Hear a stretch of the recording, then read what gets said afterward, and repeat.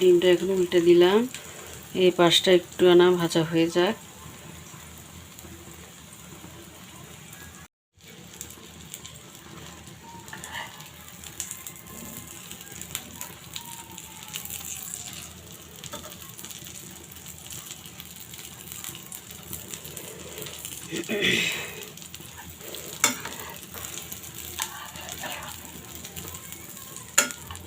এই ডিমটা আমি এই মাঝখান দিয়ে আমি কেটে নিব।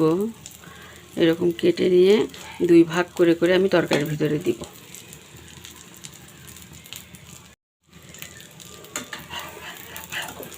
এ তো হয়ে গিয়েছে।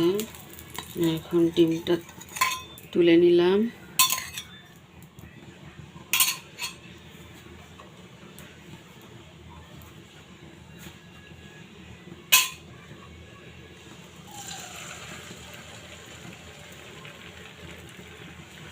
আরেকটা ডিম আমি দিয়ে দিলাম।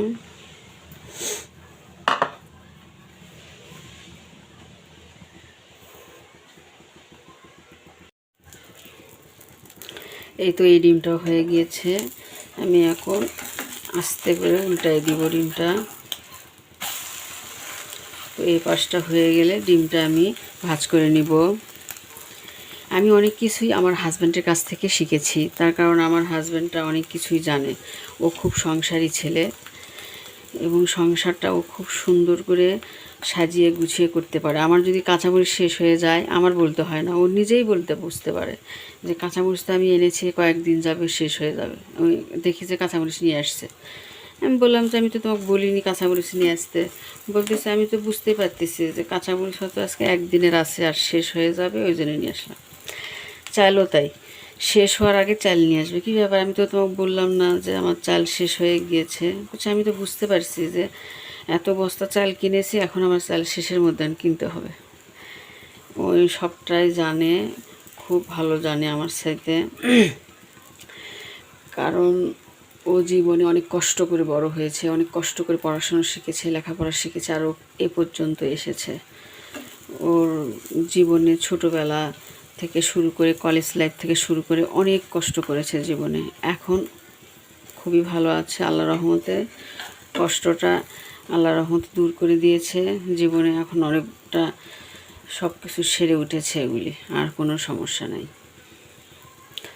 আমি ওর কাছ থেকে শিখেছি যে ভাত একটু নরম হলে বা নরম হবে হবে ভাব হচ্ছে, সে ভাতটা সুন্দর করে পেঁয়াজ, কাঁচামরিচ বা শুকনা মরিচ, রসুন কুচি করে কেটে মেখে খেলে খুবই মজা লাগে। এটা আমি ওর কাছ থেকে শিখেছি। আর মাছ না থাকলে যে ডিম দিয়ে এভাবে ঝোল রান্না করা যায়, এটা আমি ওর কাছ থেকে শিখেছি।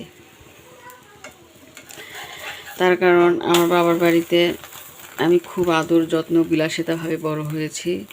অভাব কাকে বলে কখনো বুঝতে পারিনি, আর কখনো বুঝতেও দেয়নি, জানি না অভাব কাকে বলে। আমাদেরকে খুব আদর যত্ন করে বড় করেছে। আর সারাক্ষণ আমার বাবা মা ভাবতো যে আমি কোনটা খাবো, তাও যদি একটু খাবার খাই, সারাক্ষণ আমার খাওয়ালে ব্যস্ত থাকতো।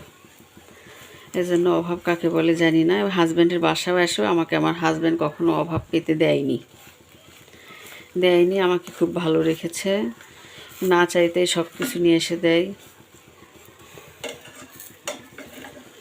অভাবটা সেও আমায় বুঝতে দেয়নি, আমার বাবাও বুঝতে দেয়নি, আমার হাজব্যান্ডও বুঝতে দেয়নি।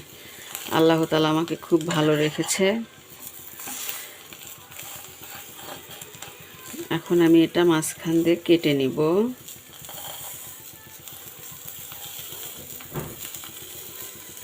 এই তো কেটে নিলাম।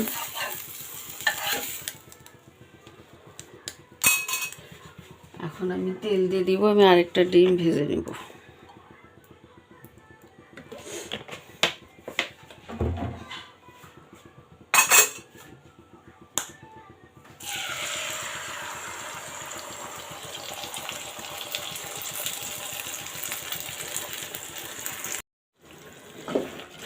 এই তো পেঁয়াজটা ব্রাউন কালার করে ভেজে নিয়েছি।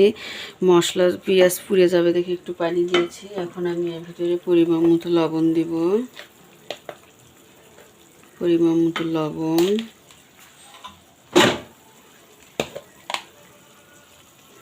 পরিমাণ মতো হলুদ,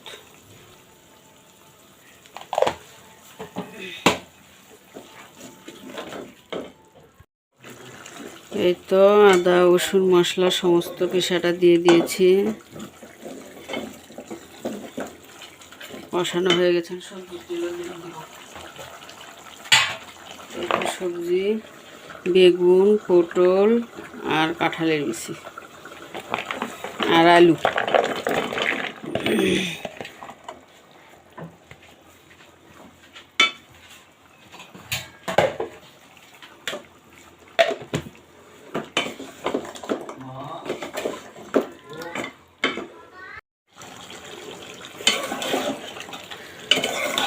এই তো আমার তরকারিটা কষানো হয়ে গিয়েছে,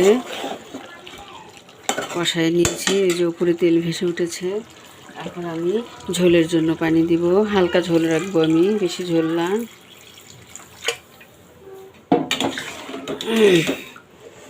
ওই ঝোলটা আমি শুকিয়ে নিব একটু, বলক উঠলে আমি এর ভিতরে ডিমগুলো ছেড়ে দিব।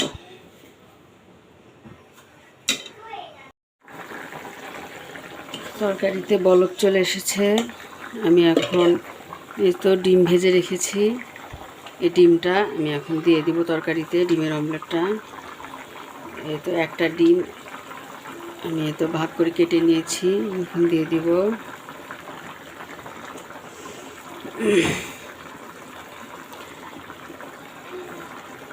অবশ্যই আপনারা এরকম রান্না করে একবার খাবেন, খুবই ভালো লাগবে। এটা সব রকমের সবজি দিয়ে রান্না করা খাওয়া যায়, এবং বগুড়ার ঐতিহ্যবাহী আলুঘাটিতেও এভাবে রান্না করে খাওয়া যায়। ডিমের আলুঘাটি, ডিম গোটা গোটা করেও খাওয়া যায়, এবং এভাবে ডিমের অমলেট করে ডিমের আলুঘাটিও রান্না করা যায়, এবং পেঁয়াজটা বেটে নিয়ে ওইভাবেও ডিমের অমলেট করে চাকু দিয়ে কেটে কেটে ওইভাবে আলুঘাটি খাওয়া যায়, খুবই ভালো লাগে।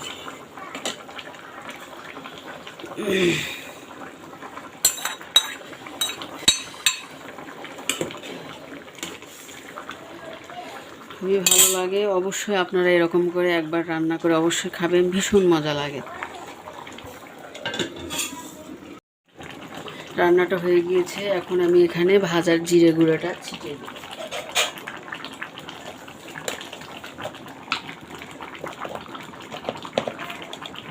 এই তো ভাজা জিরের গুঁড়া আমি এখন তরকারিতে দিব,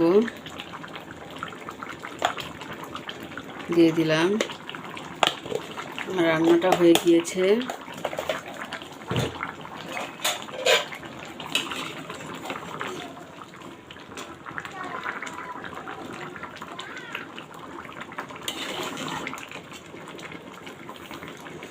চুলাটা বন্ধ করে দিব।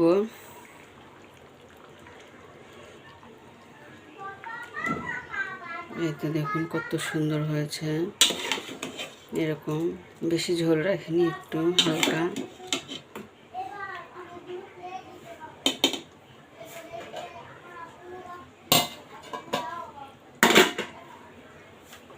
এই তো হয়ে গিয়েছে।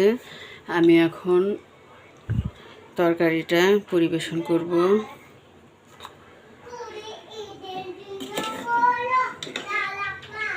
এই তো